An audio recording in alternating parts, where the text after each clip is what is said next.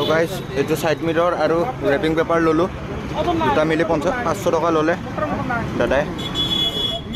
তো এতিয়া engine oil ল'ম।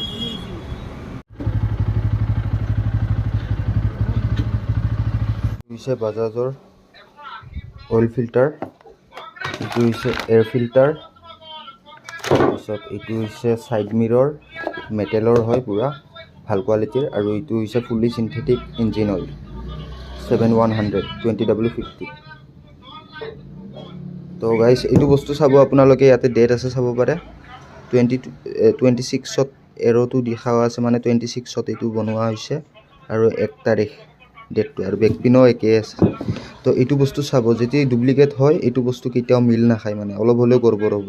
তাতে বেলেগ দেখাব, এইটো ষ্টিকাৰটো বেলেগকৈ বহালে ষ্টিকাৰত বেলেগ ডেট থাকিব। তো গাইজ এতিয়া মই ইঞ্জিন অইল চেঞ্জ কৰিব যাওঁ, কিনোতে টোটেল 2000 টকা গ'ল।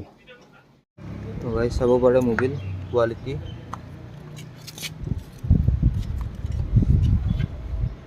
এবাৰ এইটো দিম।